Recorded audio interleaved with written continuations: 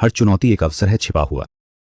आने वाले सप्ताह में हम देखेंगे कि स्वास्थ्य और रिश्तों पर दबाव बढ़ सकता है, यात्राओं में अकेलापन महसूस हो सकता है और कार्यस्थल पर छोटी मोटी परेशानियां आ सकती हैं।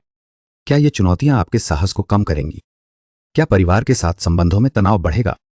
क्या आपको अप्रत्याशित अवसरों का सामना करना पड़ेगा? आइए जानें इन सवालों के जवाब और इनसे निपटने के उपाय। पहला, घर स्वास्थ्य और ऊर्जा का संकेत देता है। मंगल की प्रबलता के कारण आप में साहस तो होगा, पर छोटी छोटी बातों पर तीखी बहसें हो सकती हैं।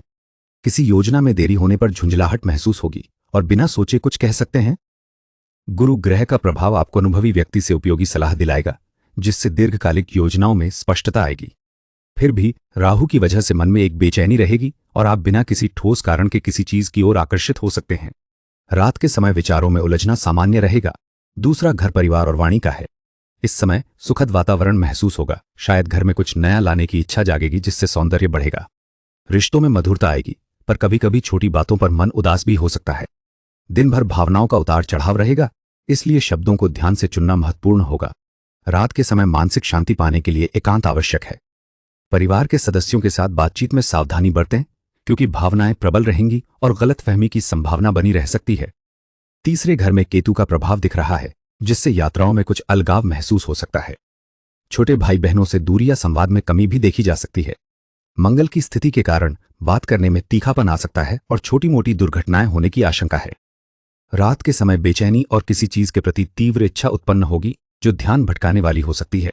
कुल मिलाकर संवाद करते समय सावधानी बरतें और आवेगपूर्ण फैसले लेने से बचे। नजदीकी रिश्तों में थोड़ी दूरी महसूस हो सकती है। चौथे, घर का संकेत है कि घर में थोड़ी अशांति महसूस होगी।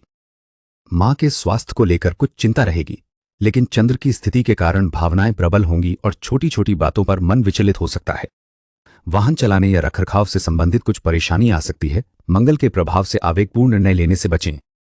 सुखद वातावरण बनाने के लिए शुक्र का प्रभाव काम आएगा, जिससे रिश्तों में मिठास घुल जाएगी। धीरे धीरे स्थिति नियंत्रण में आएगी, क्योंकि शनि की कृपा से आप धैर्य बनाए रखेंगे और जिम्मेदारियों को निभाएंगे। पांचवें, घर में गुरु का प्रभाव बच्चों के लिए उन्नति लाने की संभावना दर्शाता है।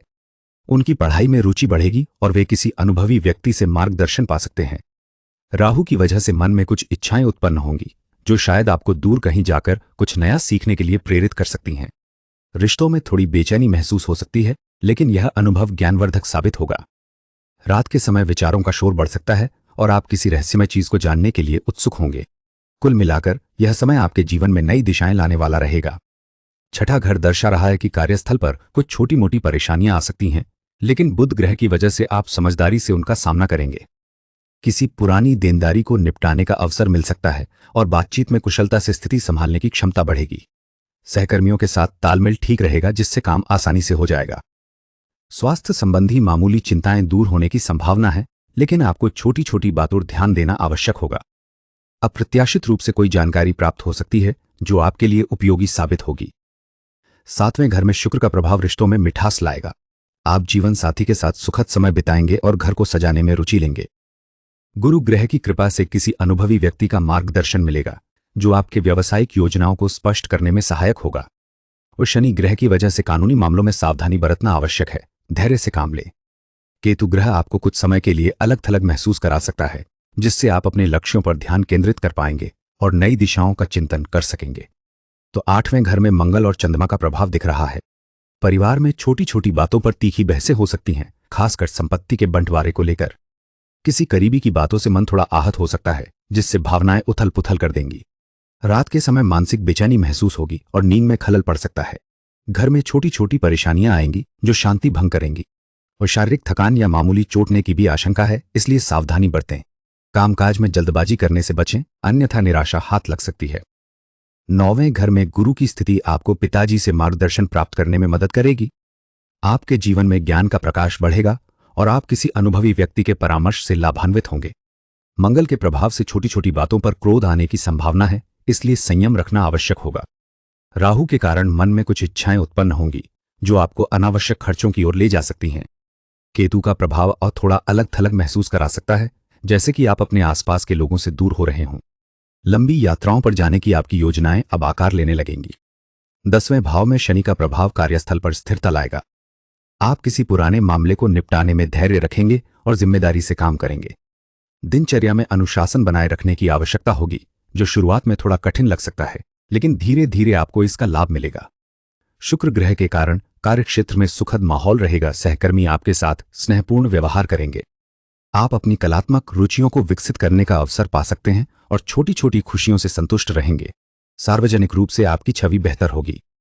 11वें घर में शनि की स्थिति आपको धैर्य के साथ काम करने का अवसर दे रही है। आप किसी लंबे समय से रुके हुए कार्य को पूरा करेंगे, जिसमें समर्पण और जिम्मेदारी निभाना शामिल होगा। दैनिक जीवन में अनुशासन बनाए रखने से स्थिरता आएगी। हालांकि राहु के प्रभाव से आप कभी कभी अपने आसपास के लोगों से अलग महसूस कर सकते हैं, मानो आप एक अलग दुनिया में विचरण कर रहे हों। बातचीत में रुचि कम हो सकती है और सामाजिक समारोहों में भी मानसिक दूरी बनी रह सकती है। यह स्थिति आपको अपनी दिशा पर पुनर्विचार करने के लिए प्रेरित करेगी। 12वें घर में गुरु का प्रभाव आपके जीवन में एक सुकून देगा। आपको किसी अनुभवी व्यक्ति से मार्गदर्शन मिलेगा, जिससे आपकी पुरानी योजनाओं पर नई रोशनी पड़ेगी और भविष्य को लेकर आशा बढ़ेगी। मंगल की स्थिति के कारण छोटी छोटी बातों पर तनाव बढ़ सकता है। जल्दबाजी में लिए गए निर्णय परेशानी ला सकते हैं। शनि का साथ आपको धैर्य रखने तथा धीरे धीरे काम करने की सीख देगा, जिससे आप दैनिक जीवन में स्थिरता महसूस करेंगे। कुछ भौतिक झंझट भी आ सकते हैं, परंतु लगातार प्रयास से सब ठीक हो जाएगा। चंद्रमा के प्रबल अशुभ प्रभाव को कम करने के लिए शिव जी को जल अर्पित करें। मंगल के प्रबल अशुभ प्रभाव को शांत करने के लिए हनुमान जी की सेवा करें और लाल मसूर दान करें। केतु के प्रबल अशुभ प्रभाव से मुक्ति पाने हेतु ओम ह्री नमः मंत्र का जाप करें और गरीब बच्चों को भोजन कराएं।